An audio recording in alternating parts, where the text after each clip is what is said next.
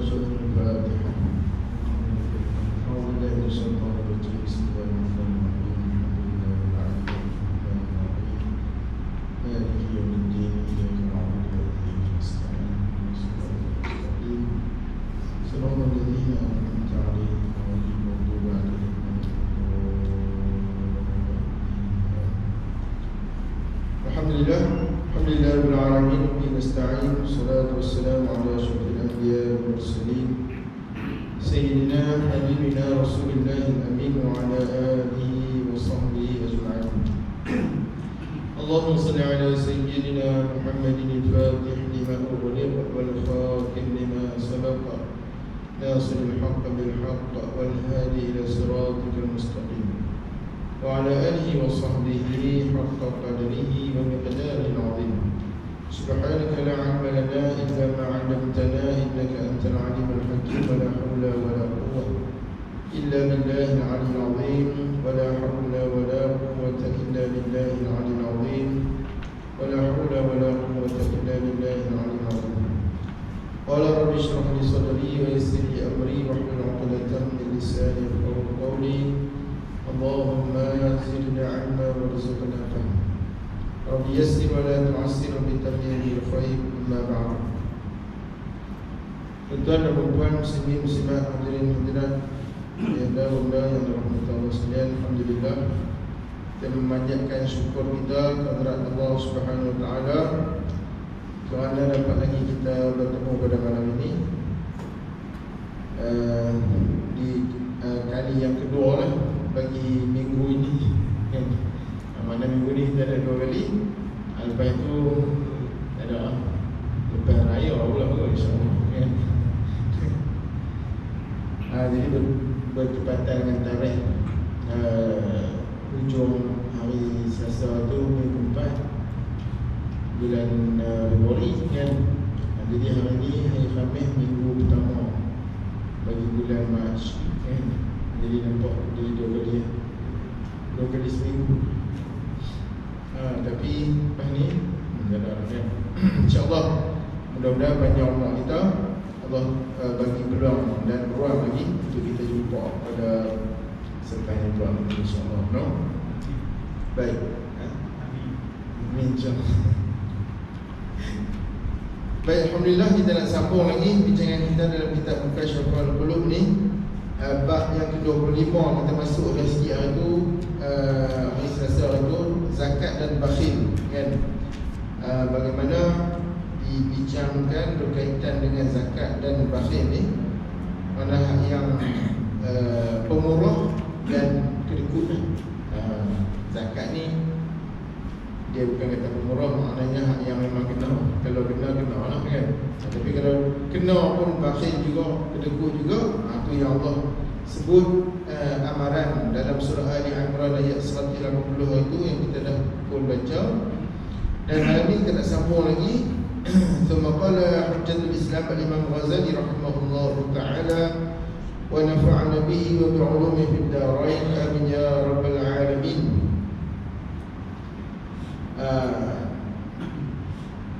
Dalam Al-Quran juga Allah Subhanahu wa taala berfirman yang mana dia masukkan surah Al-Fussilat ayat 6 hingga ayat 7 tu. Surah Fussilat yang membawa maksud dalam kitab kita tu ayat 6 hingga ayat 7 yang berbunyi a'udzubillahi minasyaitonir rajim.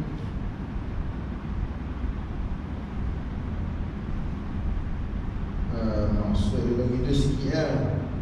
Qul innama ana basyarum mithlukum yuha ilayya annama ilahukum ilahun wahidun fastaqimu ilayhi wastaghfiruh wa wailun lil musyrikin alladhina la yu'tuna az-zakata wa hum bil akhirati hum kafirun. Dia ambil ayat 6 sikit dan ayat 7 sikit. Dan celakalah bagi orang-orang yang menyemutukannya, yakni menyemutukan Allah Subhanahu wa taala. Wa wailul lil musyrikin. Wa wailul lil musyrikin yang mana alladzina la yu'tuna zakah wa hum bil akhirati hum kafirun, iaitu orang-orang yang tidak mahu memberikan zakat. Kalau sambung lagi wa hum bil akhirati hum kafirun, mana orang-orang tu di akhirat maknanya orang yang tak memberi zakat, tak keluar zakat, tak membersihkan jiwa dan harta dia tu, dan mereka pula kufur ingkar akan adanya hari kiamat. Jadi golongan ni yang disebut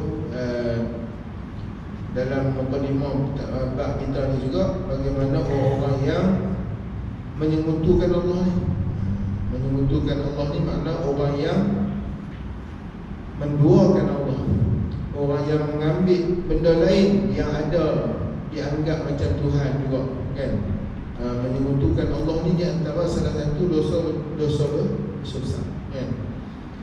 Menyengutukan Allah ni ataupun disebut sebagai syirik. Syirik ni dia ada dua, satu syirik khafi dan satu lagi syirik jali. Syirik yang nyata dan syirik yang tersembunyi, kan? Yang nyata apa? Yang nyata bila mana kita hidup sembah benda-benda lain selain daripada Allah Subhanahu Wa Taala. Senang faham dia itu, kan? Kita menganggap pokok ni ada kuasa, kita anggap benda-benda lain lah selain daripada Allah, dia ada power, dia ada sesuatu yang istimewa. Kita menganggap dia tu hebat, macam Tuhan pula. Jadi yang tu syirik jali, nyata. Syirik yang tersembunyi pula, syirik khafi pula. Kadang-kadang syirik khafi ni lah yang kadang-kadang kita tak sedar, kan? Aku makan ubat ni bergol tu, kan? Ubat ni punya bagus, mana dia letakkan ubat tu lah yang menyebabkan dia sembuh daripada penyakit. Dan dia tak tak lapis sikit. Ubat ni bagus dengan izin Allah. Dan kalau macam tu tak apa, mana dia kembali balik dekat Allah. Asbab saja ubat ni bila kita makan, dia boleh sembuh dengan izin Allah. Ni dok memang nampak. Sama juga duit tak ada, tak boleh hidup. Jangan nampak duit tu segala-galanya. Sebab kita selalu dengar kan, duit adalah segala-galanya Allah, kan? Duit adalah segala-galanya Allah. Jadi bukan segala-galanya. Duit boleh beli iman? Tak boleh, kan? Kita ada duit banyak milion pun, berbilion-bilion pun duit kita, tapi kita tak boleh beli iman, kan? Kalau lah boleh beli iman tu, dah tentulah orang-orang kaya ni dia beli iman, kan? Tapi iman tak boleh dijual beli, kan? Bahagia boleh jual beli ya? Tak boleh juga. Maknanya kalau orang ada duit banyak pun tapi tak bahagia, tak jadi juga, kan? Tu kita tengok orang kaya duit banyak tapi hidup susah. Bukan susah macam mana, hati tak tenang, kan? Hati tak tenang, jiwa kacau. Kerana apa? Kerana bahagia ni dia bukan boleh dibeli dengan wang ringgit. Tapi kalau kita kata wang ringgit ni lah segala-galanya, itu syirik. Syirik kan? Jangan. Kalau kita kata lah ni memanglah kita nak buat apa pun nak kena ada duit, itu lain sikit lah ayat tu, kan? Kita nak duduk dalam rumah yang elok sikit ke, kena lah ada duit yang lebih sikit untuk kita nak beli. Jadi kalau Allah tak izin juga, tak boleh beli walaupun duit ada, kan? Jadi syirik dia dua benda tu. Itulah peringatan Allah yang mana orang-orang yang dihina, yang Allah sebut celakalah bagi orang-orang yang menyemutukannya ni. Di sudut tu, dari sudut menyemutukan Allah tu satu hal yang mana kita menduakan Allah, kita meletakkan ada sesuatu yang lebih baik daripada Allah ataupun sama sama dengan Allah, kan? Jadi orang tu termasuk jugalah hak syirik itu satu hal, termasuk jugalah orang-orang yang tak mau keluarkan zakat. Yang tu yang dia nak tekan sebenarnya, kan?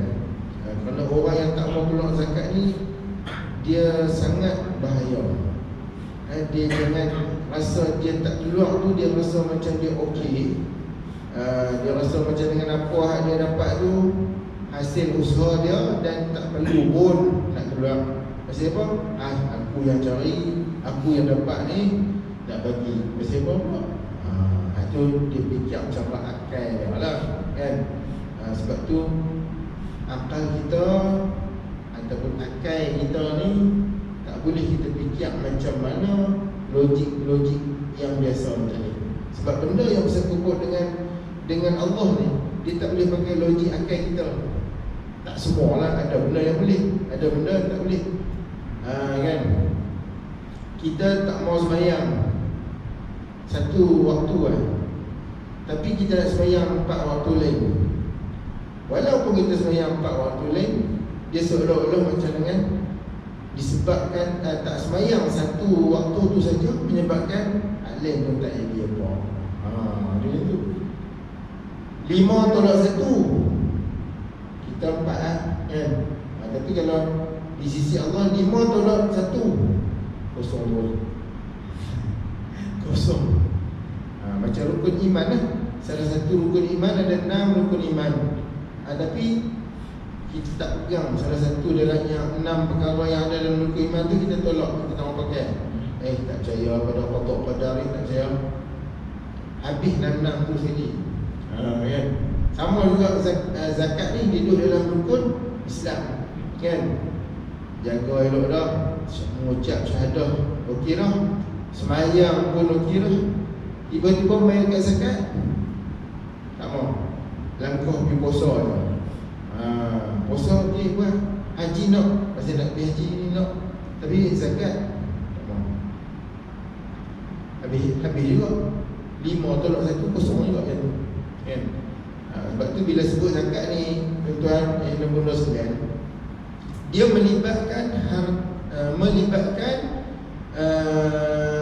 harta ataupun melibatkan wang ringgit. Tapi ibadat lain kita sangkut dengan benda tu. Ibadat lain sembahyang kita buat dengan menggunakan tenaga ataupun menggunakan tubuh badan kita saja. Yang tak boleh berdiri, boleh duduk, tak boleh duduk, boleh baring, kan? Tapi bila zakat ni, dia kena ada sesuatu yang kita kena keluarkan. Mana sesuatu yang kita sayang sebenarnya. Duit kan, kita sayang, tapi kita nak kena keluarkan. Itu yang dipanggil ibadat maliyah, ibadat harta. Kalau hal lain ibadat badaniyah, baca Quran, baca, kan? Tapi ada ganjaran di sisi Allah. Sembahyang, kan? Ibadat badaniyah, badan. Puasa sama juga, kan? Ibadat badaniyah, tak memerlukan harta untuk kita nak keluarkan apa-apa, nak bagi apa-apa untuk kita nak puasa. Tak.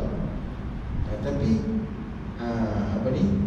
ibadat haji pun dia melibatkan badaniah juga, tetapi dia ada sikit perlukan kepada belanja untuk kita nak pergi. Tapi kalau tak mampu, tak wajib lagi untuk nak pergi menunaikan haji. Ibi daftar tahun 2145, kan? Ni 2023, hak dia dapat 2145. Terlayak dah tuan-tuan. Pasal yang tu dia punya kira-kira ya. Dia punya komputer ni, komputer itu letakkan bila kita baru daftar hari ni 145 tahun akan datang. Pasal dia mengikut pendaftaran yang dibuat oleh orang lain juga, kan? Bilangan tu sampai ke sana. Tapi pada adatnya kita kata memang payah lah nak pergi ni 145 2145 lah baru 2023, maknanya kena tunggu 100 tahun lebih lagi. Umur lah dah 50 kan. Akan apa ni, adat kata dulu lah kan, dulu lah tak nak pergi. Adat kata sebab tu. Tapi kalaulah Allah nak jemput juga, kalaulah Allah nak panggil juga kita, bagi peluang tu kita boleh pergi juga, limatlah arah-arah yang lain ni. Orang yang nak pergi tu yang Saudi buat peluang pula, apa nama ni, apa dia panggil, kriteria orang nak pergi haji ni, ada mesti tak ada sakit apa kan, tak ada darah tinggi, tak ada kencing manis, tak ada apa ni, jantung, bukan tak ada jantung, tak ada penyakit jantung, tak ada jantung nak pergi baru dia pergi terus. Jadi bila dia tengok kriteria tu pula, rupanya ramai pula tak boleh nak pergi disebabkan syarat tu. Jadi dia kurang tengok yang meninggal dunia, yang dah mati sebelum sampai tu, tengok tahun depan yang panggil lah kita. Kan? Dari segi kiraan komputer dia tu 145 tahun lagi. Ni katalah 145 tahun lagi, tapi tiba-tiba tahun depan dia dah panggil kita. Maknanya itulah yang dikatakan ketentuan Allah Subhanahu wa ta'ala. Itu yang kita qada dan qadar kan. Jadi kita pun alhamdulillah cek pula Allah gula tinggi juga kita pun. Dia tak bagi pula. Dia kena turun dulu dia tak gula tu, kena kurang daripada 10 berapa dia tak, baru boleh main. Tu dia puasa tak mau tak mau makan gula-gula. Mana itu semua kerja dia kan. Okey. Kemudian dia kata Allah Subhanahu wa ta'ala menamakan mereka orang-orang musyrik. Juga Rasulullah sallallahu alaihi wasallam bersabda yang bermaksud tidak seorang pun yang ingin memberikan zakat hartanya melainkan akan dijadikannya seperti ular botak yang dikalungkan ia pada lehernya di hari kiamat. Kalau orang yang tak mau buat keluar zakat ni, antaranya Nabi sebut harta-harta itulah yang akan jadi seperti ular yang botak, yang mana ular itu tadilah yang akan dikalungkan di leher kita, di tengkuk kita di hari kiamat nanti. Itu kalau dalam hadis yang lain pula disebut juga bagaimana Allah menghantar seekor ular yang bernama Syuja'ul Aqra. Syuja'ul Aqra ni disebut juga dalam hadis yang lain kepala dia botak ya. Kepala dia botak kerana apa? Kerana terlalu bisa ular tu, terlalu bisa sehingga kan botak kepala ular. Yang diberi nama Syuja'ul Aqra. Dan ada juga hadis yang menceritakan Syuja'ul Aqra ni dia punya panjangnya 70 tahun perjalanan.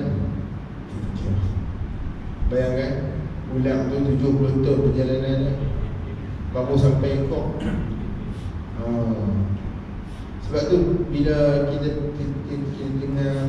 dengar ancaman-ancaman daripada Allah, ancaman-ancaman yang diceritakan oleh Nabi SAW ni, untuk kita jadikan panduan dan juga semangat diri kita ni untuk kita boleh buat ibadat tu, supaya kalaulah Allah pilih kita memang kena buat, mana wajib kita laksanakan tanggungjawab kita untuk menjadi seorang yang kena keluarkan zakat, maka kita kenalah rasa Alhamdulillah, Allah pilih aku ni boleh buat ibadat tu.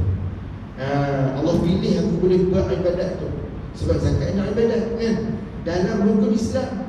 Jadi bila Allah pilih kita boleh buat tu, kita rasa, biarlah kita rasa syukur sangat, seronok sangat kerana Allah pilih aku boleh buat. Tak semua orang yang Allah pilih untuk menolak zakat dah. Tak semua. Apatah lagi zakat harta lah. Zakat harta ni, kalau zakat fitrah mungkin kita rasa, pakai banyak belakang zakat fitrah. Beza zakat fitrah dengan zakat harta. Sebab dia zakat ni memang ada dua cabang tu. Zakat fitrah, zakat harta. Zakat fitrah, zakat badan kita kan. Zakat kita nak tebus diri kita dengan Allah Subhanahu wa ta'ala kerana kita melakukan amal-amal soleh dalam bulan Ramadan tu. Kerana kita nak Allah Subhanahu wa ta'ala bersihkan kita ni daripada dosa-dosa, noda-noda, maksiat-maksiat yang kita dah buat selama 11 bulan ni. Bila mai Ramadan, kita dah menyesal, kita dah kembali balik, kita nak kembali balik kepada Allah kan. Jadi bila kita nak kembali balik kepada Allah tu lah, kita berpuasa kerana Allah kan. Kita puasa tu kerana Allah. Ni dengar Ramadan dekat dah, tak hari ni tak boleh makan siang. Aduh, susah hati lah. Susah hati lah nak hadapi Ramadan tu. Dia macam rasa macam rasa tak seronok nak menghadapi Ramadan, tak seronok. Walaupun tak cerita kat orang, dalam hati dia sendiri masing-masing kan. Dalam hati dia sendiri duk fikir ni, tak boleh makan siang lah. Benda tu kan. Padahal 11 bulan kita dah mentekan dana, mentekan darah, segala-galanya kan. Kita tak rasa pun 11 bulan tu satu tempoh yang sangat panjang yang Allah bagi kat kita. Sedangkan sebulan saja Allah nak tahan kita ni supaya jangan makan siang. Tahan kita ni supaya makan tak makan siang ni antara nak bagi kita sihat kan. Kerana bulan-bulan ni memang kita tiba dah kan. Siang-siang ni dah memang boleh makan. Apa lagi dia taruh tu kalau pergi kedai nasi kandang, semua jenis kuah dia nak serobot kan. Sampai melaut tinggal ni. Melaut ingat bukan menyungai, melaut. Semua kuah dia nak serobot kan. Dan bila bila Allah nak tahan kita sikit sebulan tu supaya jangan makan siang. Pasal apa? Pasal Allah nak bagi kita sihat. Salah satunya Allah nak bagi kita sihat. Sebab tu kalau kita puasa kita rasa macam mana? Badan pun rasa ringan elok kan. Kalau bulan tak puasa pun, kalau orang yang dia kuat puasa ni, yang dia suka puasa ni, memang puasa tu di antara kaedah untuk nak menyihatkan tubuh badan kita. Tapi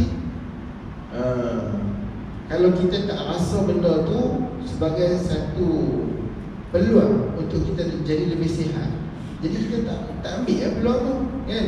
Itu yang berlasa sobat tu juga kan. Jadi bila bulan Ramadan ni, mana kita disuruh puasa waktu siang ni, makan, minum. Tapi Allah kata bukanlah aku tak bagi makan minum ni sampai 24 jam. Aku tahan sat saja. Terbit fajar jangan makan dah. Itu sampailah terbenam pula matahari, makan balik. Apa? Maknanya buka lah puasa tu kan. Alhamdulillah kita boleh buat. Dan bila kita buat malam pula sembahyang Isya, habis dari Isya, ada lagi sembahyang sunat kan, iaitu sunat tarawih. Jadi sunat tarawih ni pula mana ada bulan-bulan lain, ada bulan puasa saja. Peluang lagi Allah suruh kita banyakkan ibadat sunat ni, bayanglah. Sunat tarawih 10 lah, 20 ke 40 ke.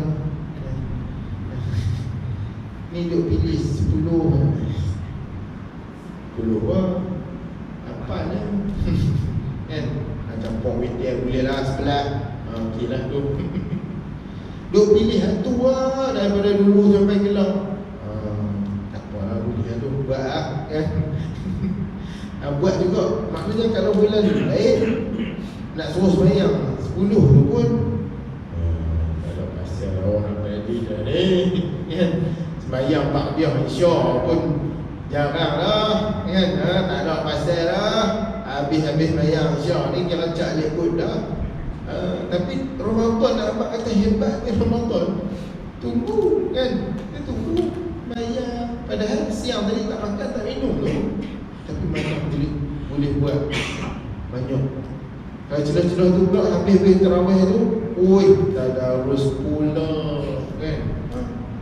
Bulan lain tak ada tadarus. Kita nak cuba habiskan 30 juzuk dalam bulan Ramadan. Semangat kita tu lain dia macam Ramadan. Dan di masa itu juga, dalam tempoh Ramadan itu jugalah yang kita nak minta ampun dengan Allah banyak kan. Kita nak minta ampun dengan Allah banyak-banyak. Kita menyesal 11 bulan yang lepas ni macam-macam dah dosa dan noda aku buat ya Allah kan. Kita minta Allah ampunkan, Allah sucikan kita. Sebab tu bila habis Ramadan kan, dah habis Ramadan nak sambut Aidil Fitri tu, sebab tu malam tu afdal je bayar zakat fitrah tu. Malam raya. Kerana kita nak tebus diri kita ni dengan Allah, dengan kita membayar betul tu lah. Bayar betul tu lah, supaya palang tu terangkat amalan yang kita buat selama Ramadan, bulan Ramadan tu Allah SWT terima. Malaikat angkat kopi kan, Allah terima. Dan terima tu menunjukkan kita dah kembali balik seperti mana kita baru dilahirkan oleh ibu kita. Itu yang kita bayar zakat fitrah. Fitrah tu tebus diri untuk kita jadi hamba Allah yang suci bersih daripada dosa kita. Fitrah tu kan, fitrah tu makna suci, bersih, kembali seperti asal. Itu yang 1 Syawal disuruh kita raikan, dan disuruh kita raya, sambutlah kemenangan tu. Mana kejayaan kita di dalam mendidik, mentarbiah, menyucikan jiwa kita daripada noda dosa kita ni. Raikan pada 1 Syawal. Haram pula puasa 1 Syawal kan, haram puasa. Antu sudah buat rajin sangat. Kita, ya Allah, oleh kerana sebulan dah aku puasa, aku nak teruskan puasa. Oh, semangat habis sangat pula kan. Tak boleh yang macam tu. Sebab apa? Memang tak boleh puasa pada 1 Syawal kan. Kena raya, Allah suruh raya. Itu zakat fitrah. Jadi bila sebut zakat harta ni, yang saya beritahu itulah, zakat harta ni lah terkandungnya semua jenis zakat-zakat lain. Segala zakat perniagaan kita, simpanan kita, emas perak kita, apalagi ternakan kita, pertanian kita. Qadha ni termasuk, kalau zakat-zakat harta ni termasuk qadha dalam zakat harta lah. Kalau ni dia ada KWSP, kena zakat. Itu di antara ataupun 7 benda tu yang ada dalam zakat harta. Bila sebut zakat harta, yang tu sebenarnya. Bukanlah kita sebut zakat harta ni harta-harta yang kita ada ni. Rumah ada 4 biji, kereta ada 3, kan, motor ada 15. Bukanlah yang tu yang nak dikira dah. Ada rumah 10, tak apa, yang dia. Dia tak kira lah 10 rumah, 1 rumah kena bayar 1 ringgit zakat dah. Tapi kalau 10 rumah tu kita sewakan pada orang, dapat sewa setiap bulan, dia makan sewa kan. makan sewa. Kalau dah rumah semua tu dah habis bayar dah. Dah habis bayar rumah dah. Tiap-tiap orang yang menyewa bagi kat kita tu kata satu rumah 500, 5 kali 10, 5,000. 5,000 tu pendapatan kita. Kena kira yang tu baru boleh kira. Bukan kira rumah ada berapa biji tu, kena ada tanah ada 100 helung. Kena kat tanah 100 helung tu. Tapi kalau tanah tu tanah benda, kita duk buat benda 100 helung. Mau tahu 100 helung berapa hasil dia. Kan? 20 helung pun tidak makan tak habis dah. Kan? Tambah 100 helung. 100 helung sekali hasil, Masya Allah, tabarakallah. Tapi hasil tu baru dah dikira tu dikeluarkan zakat. Tapi kalau ada 100 helung tak buat apa, tak kena apa. Tak kena apa. Kan? Kemudian berniaga pula. Berniaga tak kira berniaga apa pun. Berniaga apa pun tak kira.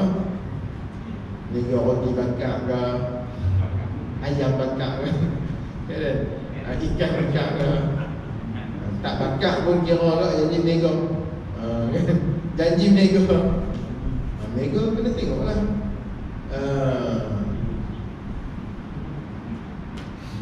Kalau ada kedai saja tak berniaga, tak jadi ya.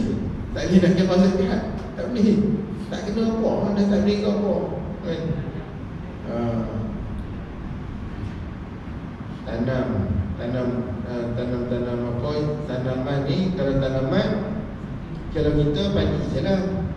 Kalau tanam pokok getah, pokok getah dia tak kena kata zakat tanaman. Pokok getah, kalau dia ambil hasil getah tu dijual, dia akan kira zakat perniagaan. Berniaga. Tanam buah dan pokok nenas, dia ada 50 hektar. Pokok nenas, ni bukan kecil-kecil anak lah. Masa buah nenas dia di ekspor ke luar negara. Itu semua kena kira zakat perniagaan. Kan? Bela lembu, Allah sekor ada belakang lembu. Kan? Sekor tak ada apa lah. Bela dia. Kan? Bagi mandi gosok elok lah, bagi bersih. Lembu tu dah sekor lah, kau bayar zakat. Tapi bela 100 ekor. Bela 100 ekor. Kena tak zakat ternakan? Tengok dulu. Tengok dulu. Dia tak semestinya kena zakat ternakan walaupun bela 100 ekor. Kerana apa? Kerana dia tengok cara bela tu macam mana. Dan niat membela tu apa dia? Niat tu pun dia ambil kira. Niat bela tu nak berniaga ke nak saja bela? Dan niat awal memang bela nak berniaga dia tak jual, bela saja pergi makan cari apa dia tak. Okey saja. Okey, bila niat berniaga, dia akan tengok cara dia bela tu. Dia bela duduk dalam kandang dia. Kemudian makanan memang dia yang pergi bagi makan. Tak ada lah dia lepas lembu-lembu tu pergi makan sendiri. Tak ada. Memang dia yang bagi makan. Yang tu dikira zakat perniagaan. Kalau zakat ternakan, dia mesti lepas lembu tu dalam kawasan dia, kawasan padang agut dia sendiri. Jangan dia duduk lepas pergi makan pokok bunga orang. Pokok segala pokok durian, pokok pelam orang dia makan habis. Ayam tu tak jadi. Petang-petang baru dia pergi cari balik kan. Lembu duduk tengah kan belakang tahun. Duk ada 100 ekor kuda kecil habis jalan. Duk ajak balik ni. Yang tu dia kalau ikut kaedah dia lepas tu makan tapi oleh kerana dia lepas makan kat tempat orang lain ni, yang tu dia kena tengok pula, dia kena pergi bayar pun balik. Kalau lembu-lembu dia pergi makan dekat tempat orang. Tapi kalau dia ada ladang kelapa sawit kan, kemudian dia ada pagar besarnya kawasan tu, dia lepas 100 lembu dalam tu, makan sendiri dalam tu. Yang tu barulah dikira zakat ternakan. Tengok macam tu kan. Emas perak pula kena tengok emas berapa ada hak simpan berapa gram, hak yang pakai berapa gram. Itu semua kena tengok kan. Kalau emas simpan ni dia 85 gram 85 gram ke atas kena tengok. 85 gram ke atas emas yang kita simpan tu. Simpan ni macam mana? Tak kira lah simpan tak mana pun. Termasuk semua jenis emas lah yang kita simpan ni, kita tahu. Simpan bawah almari ke, simpan jelak pinggan lah. Yang tu semua kena tengok berat dia berapa. Sebab kadang orang dia tak mau pakai pasal emas tu mungkin rosak, patah kan. Nanti dia simpan lah. Ibu semua tu simpan sekali tu. Lepas tu dia ada pula beli dinar emas ni, simpan. Ada gold bar pula, simpan. Itu semua kita tengok berat dia apa. Kalau melebihi 85 gram ke atas, kena cara dekat. Dia bukan kira nilai kita beli, dia kira berat. Hak pakai pula, tengok pakai macam mana kan. Kalau pakai kita di Pulau Pinang ni, uruf kita di Pulau Pinang, uruf ni apa dia? Situasi ya. Situasi di Pulau Pinang tak sama dengan negeri lain. Kerana dia ambil kira di Pulau Pinang saja. Di Pulau Pinang dulu kita pegang 165 gram ke atas. Tapi bila dibuat kajian semula, yang terkini ialah 250 gram ke atas. Maknanya kalau emas yang dipakai tu 250 gram ke atas baru dikenakan zakat emas yang dipakai. Dan pakai itu bukanlah maksudnya pakai semua tu melebihi 250 gram ataupun 250 gram pakai di masa yang sama. Tak. Kalau dia pergi kerja, dia ada set A, minggu pertama dia pakai set A, minggu kedua dia simpan ambil set B pula pakai, minggu ketiga set C, minggu set C minggu keempat set D. Set D maknanya semua pakai. Bila semua pakai kena tengok berat semua tu sekali. Kalau dia dia pakai katakanlah dalam setahun tu beradik-beradik panggil kenduri, dia pakai sekali saja. Tapi dia pakai semua. Pasal kenduri. Dia pakai semua kali. Dan emas yang dia ada tu memang melebihi 250 gram. Pakai pergi kenduri balik, simpan balik. Bila simpan balik tu dikira pakai. Dikira pakai tu kalau emas dia tu melebihi 250 gram, maka emas tu dikenakan zakat yang dipakai. Faham tak? Okey.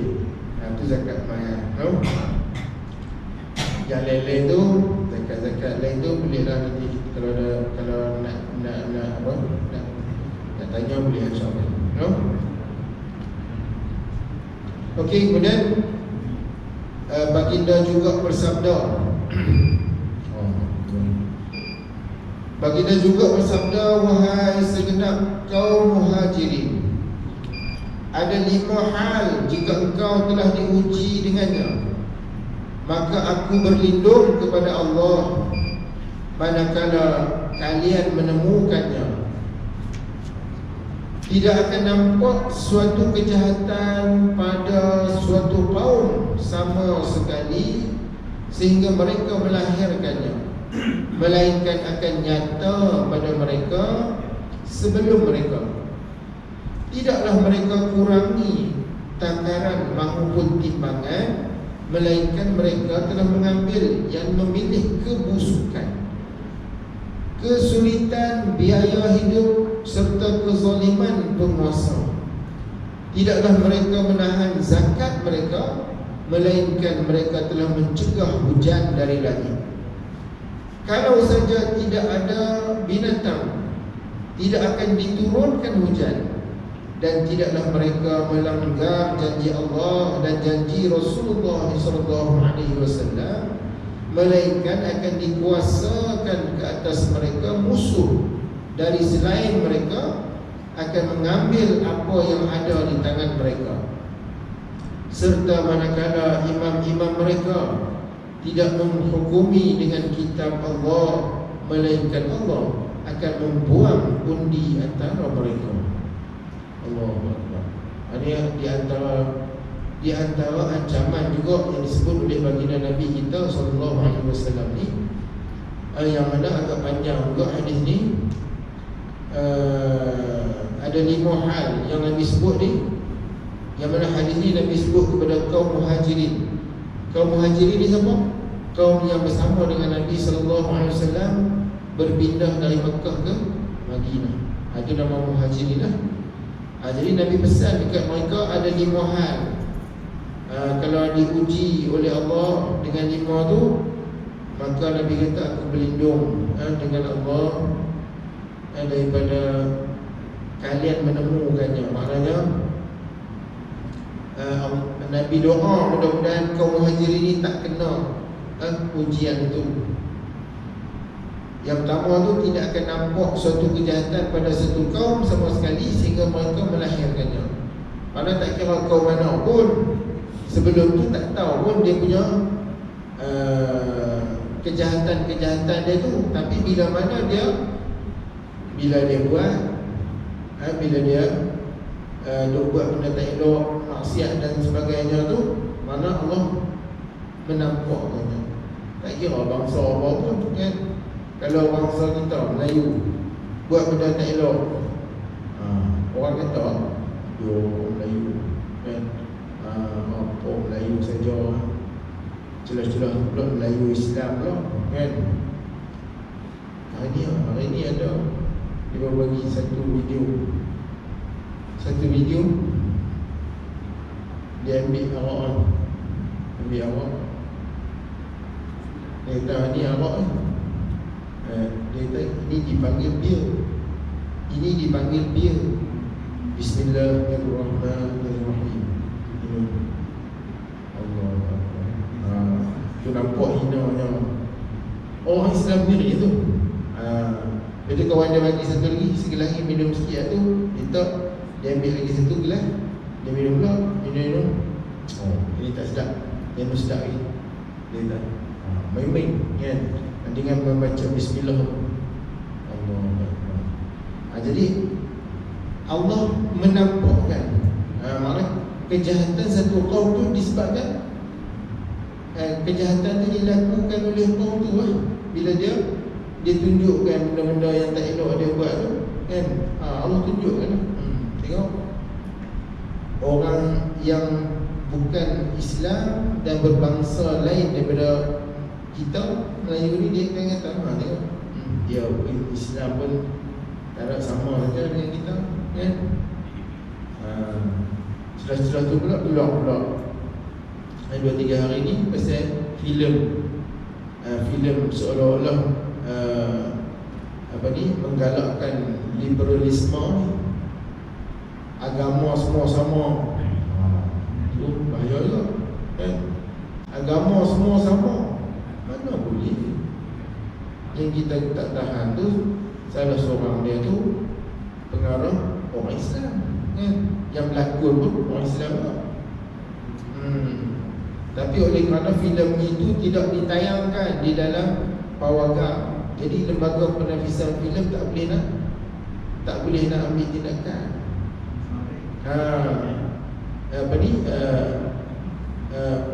Filem itu ditayangkan di internet.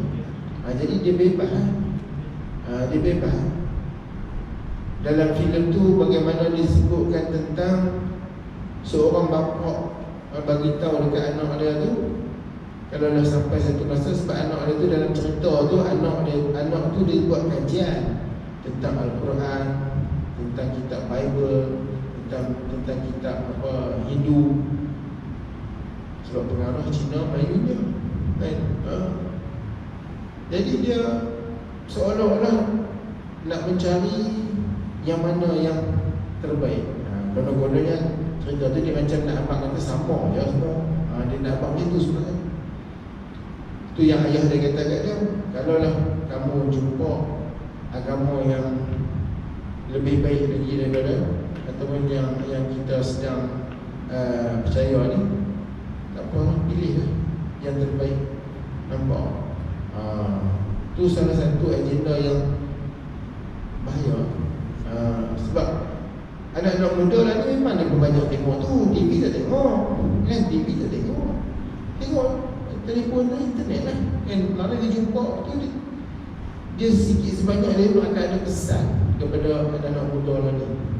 Tak apa pula yang tak mengaji agama lagi kan? Tengok kita mana bila kita dah mati, mungkin kita akan jadi ramah-ramah, kita akan jadi cicak kopeng, jadi bewok, mana boleh jadi macam tu belakang. Jadi dalam apa scene yang penghujung-penghujung tu, mak dia dah meninggal, dia pergi dekat kubur, dekat kubur mak dia tu ada ramah-ramah dekat situ. Jadi dia tengok ramah-ramah tu, dia macam dia nak nampak kata attraction tu.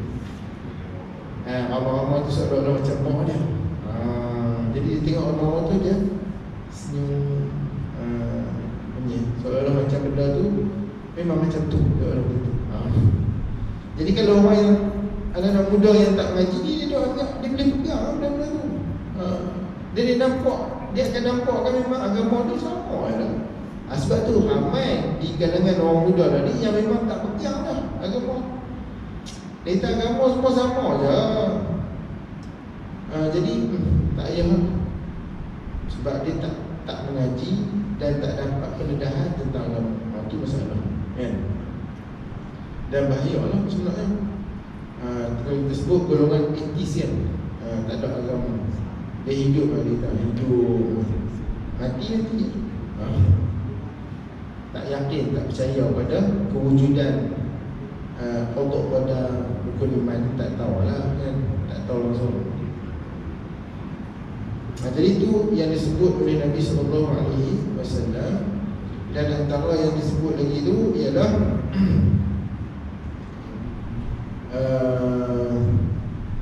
orang yang berniaga kan? Orang yang berniaga, dia akan jual barang-barang yang tak elok, timbangan pun tak cukup, gula sekilo tapi timbang tak sampai sekilo kan?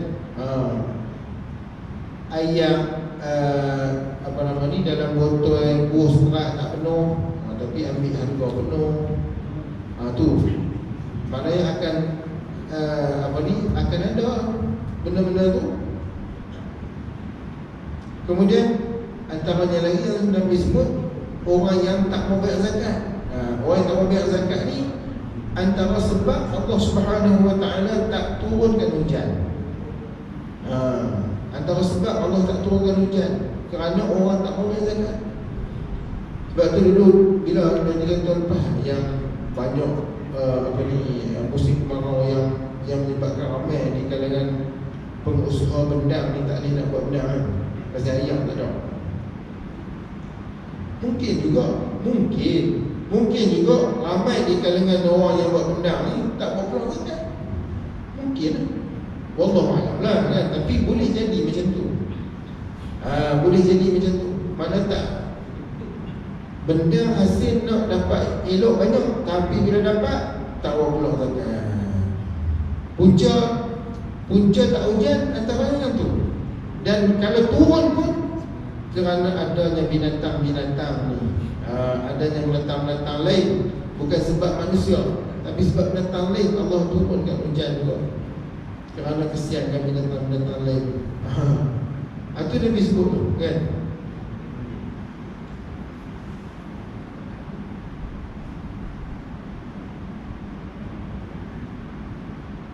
Kalau yang seterusnya ni, Nabi kata imam-imam mereka, mana penguasa-penguasa, orang-orang yang ada kuasa ni, dia tak hukum dengan mengikut kitab Allah, tak ikut hukum-hukum yang ditentukan oleh Allah,